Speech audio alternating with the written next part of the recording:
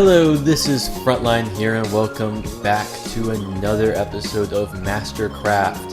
In this series we are trying to become Minecraft Masters. And in this episode we are going to be working on various projects. As you can probably see by the title of this video, we're going to be working on XP farm.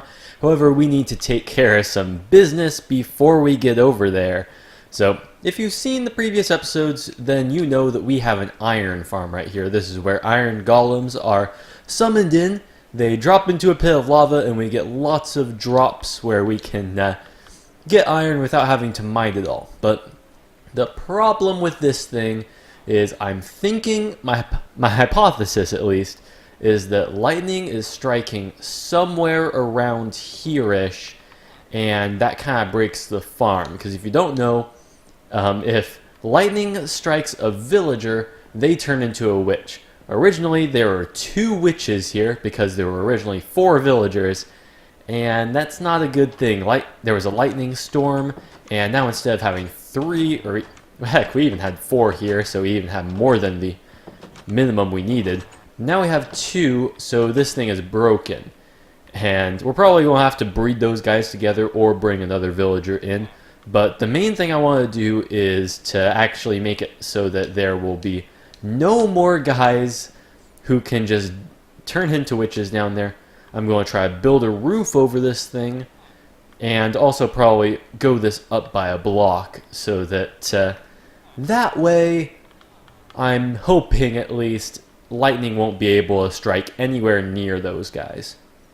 One thing I completely forgot to mention in the last clip is these guys. So the good thing that comes out of lightning bolts is that these guys have a small percentage of a chance to spawn. So I found one of these guys right up there, and if you don't know, these are skeleton traps. So if you go near one, a lightning bolt strikes right down from the sky, spawns 4 of these things with skeletons right on top riding them. I was able to kill the skeletons without killing the horses, thankfully. So now I have 4 of these guys. Some are better than others. This one has a bunch of health, as you can see from down there, but some of these have more moderate health amounts. Not as good, but you know, it's still pretty functional. I don't know how these guys got out, but I'm going to put them back in. But as you can see, in between clips, I was able to put a roof over this place. It's also 1 block higher, so I added a little bit of a shelf coming over here so that these support pillars look like they're supporting something finally. And I'm hoping that looks good. I'm thinking it really makes it connected a lot better because these things were originally supporting literally nothing. So yeah, I've also given different food to these villagers. As you can see, they're kind of throwing it at each other. And hopefully we'll get a baby sometime here soon, because honestly I really do not feel like transporting another villager into this system. But if I have to, I guess I will eventually. But anyway, let's actually get to the main thing we're going to be doing this episode. This right here is an XP farm. You can see in the center right here, yep, there is a skeleton spawner. And it is spawning lots of mobs that eventually go over into this little part right here. None have been falling down yet, but with the water streams and everything, it'll only be a matter of time before they start plopping down. So the main thing right here is that you wait here, you punch the guys once they're down to 1 heart from the giant fall, and then their items get collected right here. The problem with that is that this is a very ugly method of doing storage, so I have organized where I want my chests to be in this room. In this room, I want to have it so that bones are right here, then it sorts the arrows over here, and with the hopper line it'll eventually get the armor pieces and bows over here. And the whole entire idea is that we'll be able to make sure that we can flush away all of these items, because it's not like I'm going to be using like leather armor all that much, other than having junk items to enchant eventually. So really I'm just going to have a bunch of items sorted here. I'll make it so that if I unlock a hopper down here, it will just automatically go into a fire pit, and I'll never have to worry about those items again, and that's the reason why it goes in this kind of a pattern. It's like no chest will be full by the time this thing goes all the way through. Alright, so we have a basic redstone system here to sort out all the items. So right now the items aren't actually going into the system, but they're ready for when we actually do create the item elevator. So up here is an item sorter, and this sorts out bones. So whenever an item comes through this hopper chain, if it's a bone, it will go directly downward and into the system, but if not, it will go all the way around here. And then we have another item filter, but this time for arrows. So the arrows will be over here, and on the other side there will be the bones, and whatever is not arrows or bones will come this way. And that's basically all the non-stackable items, like the bows, the different pieces of armor that they do, not the elytra because those are mine, but yeah, that's pretty much how the system's going to work. And really all we need to do is connect the hoppers down to each of these little areas. I've already taken it into myself to have hoppers here just ready for the task, but we haven't actually set them up with these guys yet. Now we have hoppers going all the way around here, and if you're wondering why I'm putting these blocks on top of the hoppers, that is hopefully to reduce lag, because I believe there is game code in here saying that if a block is above the hopper, it will not check if items are actually coming into it. So if I come up with a bunch of other redstone contraptions in the future, hopefully that will prevent problems from arising. But anyway, now that we have the hopper line going this way, we need an item elevator that will be able to put the blocks right into that top hopper and make this entire system work a lot better. Alright, this system right here that we have is a dropper elevator. This makes it so that the items go directly upwards. You can't really see where the dropper is facing, but believe me, it is facing upwards whenever you put an item down here. Comparator output will be set forth in this hopper clock. It will make the redstone torch go to this side, the comparator will activate, and it will just send the item right up all the way to the top where it can be sorted into the system. We can see this in action if we just place down a hopper here, because we have lots of items backed up already in this little system right here. So now you can see there's an output, the redstone torches are all going upward, the items are coming in actually faster than they can go upward, but that shouldn't be a problem just because really the system was backed up quite a bit in this time span. So eventually all the items will go up. They'll be sorted into their different systems like I showed you earlier with these little circuits I made right here. But yeah, that is pretty much the end of that. I'm just going to have to organize these chests a little bit more and decorate this place. This place looks a lot better now, doesn't it? Now that there's no random pathway going around here. I kind of like the look of this place with just the stone brick feel. This place is meant to feel a lot more dingy, more like a stronghold where it has like the mossy bricks and the cracked stone bricks around the place. But then you transition into this room, which is a little bit more light. It has different pieces of glowstone all around the room to light the place up. Over here I have bones and stuff. My inventory is also a mess, and I'm going to have to clean up this chest over here. But you can see the arrows are filing in. Over here we've got different bows and armor pieces. But yeah, that is what this place is looking like right now. And the main thing that I want to worry about next is an entrance to this place, because this is our entrance. This is the entrance we've been using, just through the strip mine, go up that little dingy staircase, and I'd rather have another little entrance that would probably look a little better. I want to mirror this is what my thought is. I'm going to have like the slabs going into a staircase and stuff so that nothing can spawn on the surface. If that's what you're like wondering about, like why is this all glass and stuff, it's like the main purpose is to make it so that this room is non-spawnable. You can close this door, there would be like no light in here if this was closed.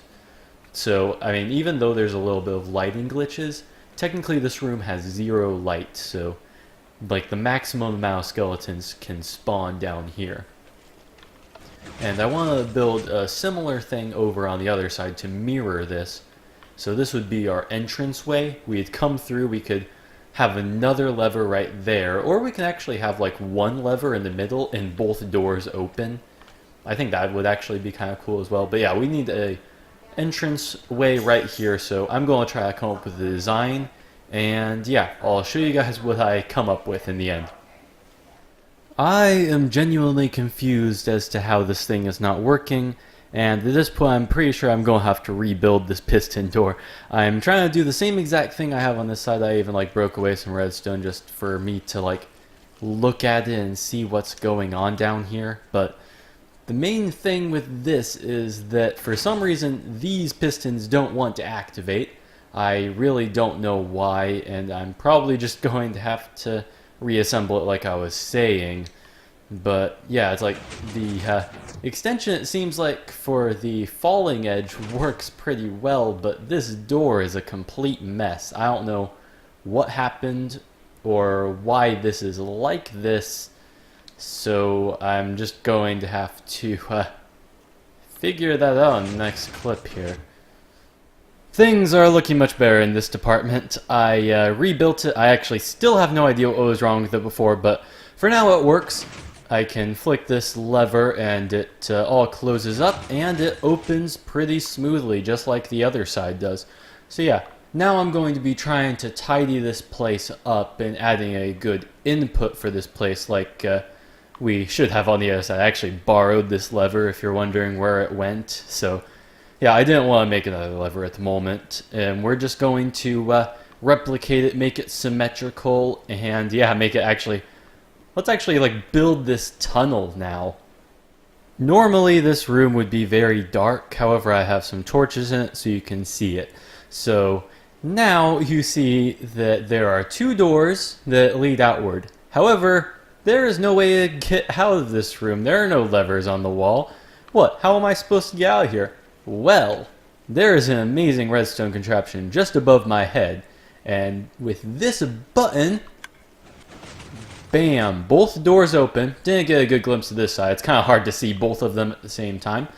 But yeah, up here, if I remember exactly where I need to go to break through the redstone, right up this redstone staircase is a T flip-flop, and I will make it so that an item is in here.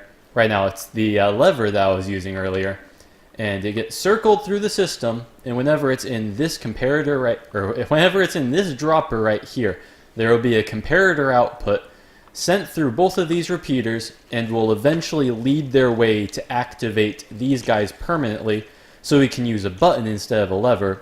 And it's a little bit more hidden. I kind of like how you barely see it. I mean, it's still visible, so it's not like you can get like stuck in this room completely, but it makes it so that it's less noticeable, and it's, I think, a little bit more graceful than having levers on both sides of the room. So whenever you need to like exit this place or enter or whatever, you can just go ahead and close the doors. I swear, like whenever I go mining, it's like whenever I'm mining in a place that I wasn't planning on mining, there's just diamonds there. Because I remember when I was mining andesite, like it was literally right over here, just like, I think it was last episode. Yeah, I still haven't even mined these diamonds yet. But it's like, I just find diamonds places that I don't expect to find them. So just building this tunnel has already given me even more of what I wasn't like trying to get. But, well, I'm not complaining. I'm just saying that it's kind of interesting how I built my strip mine pretty much like a few blocks too far forward. Well, I had an awesome pickaxe that I got from the end, but unfortunately I was not actually looking at its durability and it broke.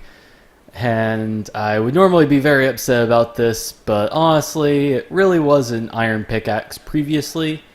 It's just now it's a little bit more annoying because the other one had efficiency, and now I have no efficiency.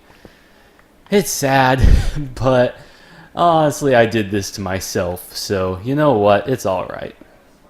So in the previous clip I was saying, oh well, the pickaxe broke and it's not really that bad. It is that bad. I really hate using a normal iron pickaxe, trying to go really slowly up here. Honestly, I need a better diamond pickaxe because I technically have a diamond pickaxe. It's just that it has fortune and I don't really want to break my only fortune pickaxe, so I don't know, I'm very conservative over my resources at this point. I like to make sure that they don't actually go away.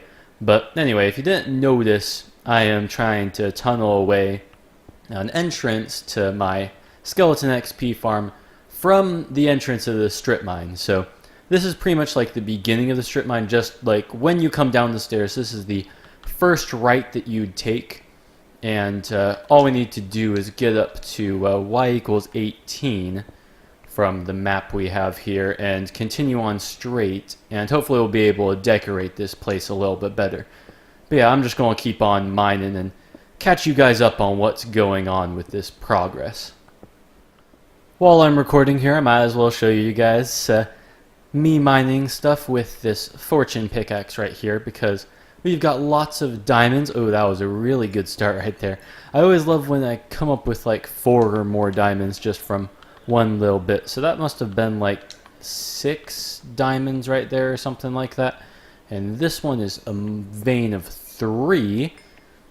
The area is safe. Got 19. So I think that was like maybe 9 parts or something like that. But 19 diamonds. That is a pretty good haul. So anyway, what I'm going to do while I'm actually still here is show you guys kind of what I'm trying to have as my design. That was actually really precarious having the lava right there. So what I'm going to do is I'm actually going to continue what I have here with the acacia on the bottom. I've brought myself a bunch of acacia wood. I'll be able to just craft that up really quickly here, and apparently throw a pickaxe on the ground. But yeah, we're just going to continue this pattern. Hopefully we'll be able to also put lava down the sides, kind of like what we have here. But that is up for what I want to do. We're probably going to do that because it's actually cheaper than using these redstone lamps. And yeah, we're just going to keep on continuing that, do a staircase up there, and I'll catch you guys once I made a little bit of progress. Alright, so this is the design of the hallway right here. I haven't finished all of the hallway yet. This is pretty much what I've got. It's the standard black glass to prevent the lava from spreading onto this little platform here.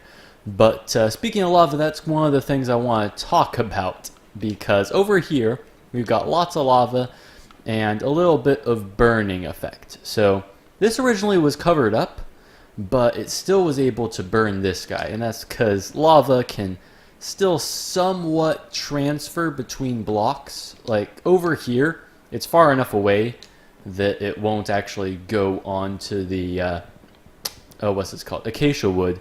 It won't spread onto that to make it burn. However, when it's in between blocks, like only one layer or so, it will still take on that burning effect. So that's kind of one of the things I'm going to have to be wary of. It's going to be kind of annoying to take out all of this lava, try to mine this obsidian away to make it so that I can replace with better decorative blocks. But yeah, I'm really trying to get this project done today because I really want it to be able to be fully done by the end of this episode. However, I am running out of time, and nether brick is one of those materials that takes a really long time to get, especially with my really annoying iron pickaxe. At some point, probably in the next episode, I am going to need to get myself a better diamond pickaxe that I can actually go through and break without being so guilty about it. But yeah, for now, we're just going to stick with the different tools we have at our disposal and crack on this as much as we can. I have been working tirelessly on trying to get all of this done, but I have got to admit it, I will not have time today to do so. I have done a large chunk, as you can see down here. I put in the glass, put in the lava, put in everything. Nothing's burning down, so it seems pretty promising so far, but I also need to get to these parts down here, not to mention that we also have a really long hallway going down this way.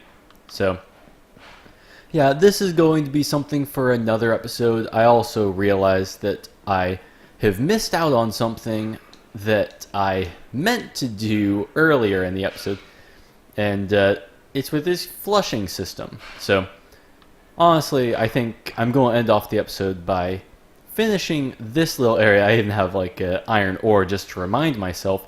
But the reason why all these chests go one into the other like this is so that we can have one hopper down here, and it'll make it so that it'll take out the items automatically just by the flick of a lever, and dispensed directly into lava whenever we decide that all of these items, yeah, they're not so useful. Maybe we'll like take the chain armor or something just for safekeeping, but yeah, we're just going to make it so that there's a system to dump out all the items whenever we feel it's necessary.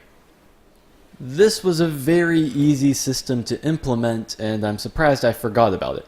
So basically you can see that the hoppers right here are underneath these chests, and right now they're locked because this lever right here is powering them, as you can see by also the light of the redstone lamp. So basically, if this thing is unpowered, the items would go directly into this funnel right here. It goes into this dropper system, and items automatically get dispensed into lava, which, take my word for it, it's within these iron blocks. I don't want to mine it, because then I might lose the iron. But yeah, it's there. It'll dispense right into it, and hopefully that will be a good system that will be able to get rid of a bunch of items at once without me having to manually put them into my inventory, put them directly into lava, or let them despawn or whatever. We have done a lot this episode of Mastercraft, including being able to finish up the iron farm. Hopefully this thing won't be able to have witches be spawning inside of where the villagers are supposed to be anymore. But other than that, we also were able to do the XP farm, we were able to have the little entrance way, and various other things. We did so much that I'm actually kind of forgetting all that we did. But yeah, we'll be able to finish up the XP farm entrance tomorrow, as well as do some various other projects. But until then, this has been Frontline, and I'll see you guys later. Bye.